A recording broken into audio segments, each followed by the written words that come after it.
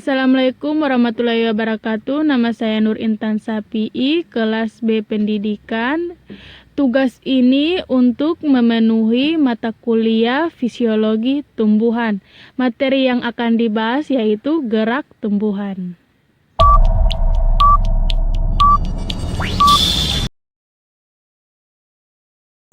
Gerakan pada tumbuhan.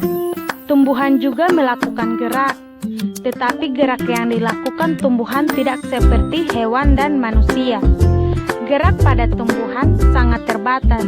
Biasanya gerakannya tidak berpindah tempat, kecuali yang bersel satu.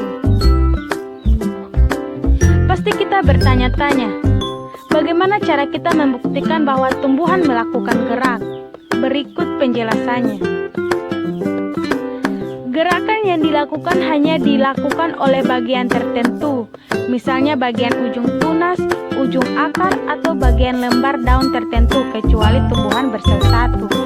Gerakan tumbuhan dapat diamati dengan adanya pertumbuhan tanaman yang menuju atau ke arah tertentu. Berikut kita akan membahas pembahasan pertama, yaitu gerakan tropisme. Jadi, gerak tropisme. Gerak tropisme adalah suatu gerakan pada tumbuhan yang arah geraknya dipengaruhi oleh arah datangnya sebuah rangsang. Gerak tropisme gerak tumbuhan dapat diamati melalui beberapa gejala. Salah satunya adalah arah tumbuh-tumbuhan. Arah tumbuh-tumbuhan dapat berubah karena pengaruh lingkungan. Jika arah gerak tumbuhan mendekati rangsang, disebut gerak tropisme positif. Tetapi, jika arah gerak tumbuhan menjauhi rangsang, disebut gerak tropisme negatif. Jenis-jenis gerak tropisme. Yang pertama, fototropisme, yaitu suatu gerakan pada tumbuhan yang dipengaruhi oleh adanya rangsangan cahaya matahari. Fototropisme ada dua, yakni fototropisme positif dan fototropisme negatif. Fototropisme positif, arah gerak pertumbuhannya selalu menuju ke arah cahaya. Contohnya, pada gerak tanaman biji-bijian yang sedang tumbuh tunas. Sedangkan pada fototropisme negatif, arah gerak pertumbuhannya selalu menjauhi cahaya. Contohnya, beberapa tumbuhan tropis merambat. Yang kedua, geotropisme, yaitu suatu gerakan pada tumbuhan yang dipengaruhi oleh gravitas bumi.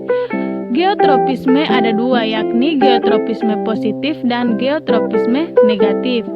Geotropisme positif yaitu arah pertumbuhannya selalu menuju ke bawah atau ke dalam tanah.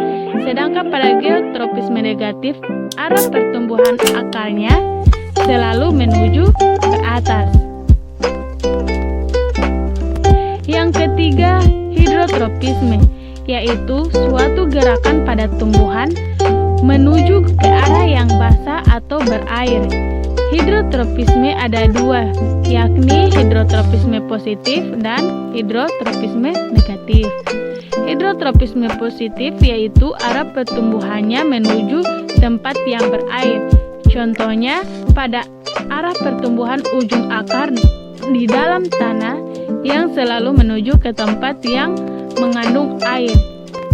Hidrotropisme negatif yaitu arah pertumbuhannya menjauhi tempat yang berair.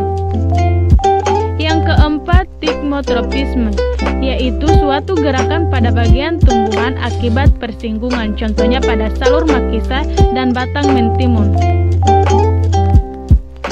Berikut ini adalah contoh gerak fototropisme.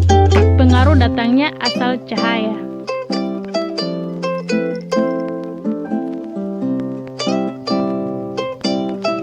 Yang kedua, gerak geotropisme.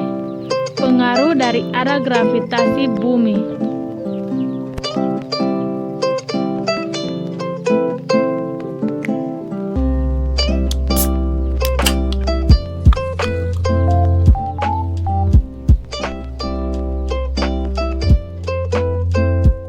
Selanjutnya kita akan masuk ke topik pembahasan yang kedua, yaitu tentang gerak nasti. Gerak nasti adalah gerak bagian tumbuhan yang dipengaruhi oleh rangsangan, namun arahnya tidak dipengaruhi oleh arah datangnya rangsangan. Kata nasti berasal dari bahasa Yunani, yaitu nasto, yang berarti dipaksa mendekat.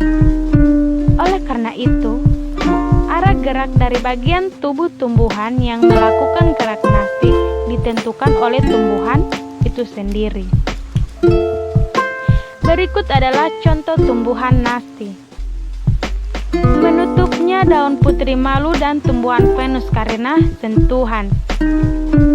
Yang kedua, membuka dan menutupnya bunga pukul 4. Jenis-jenis rangsangan nasti. Yang pertama, seismonasti atau tikmonasti merupakan gerak nasti yang terjadi akibat rangsangan sentuhan.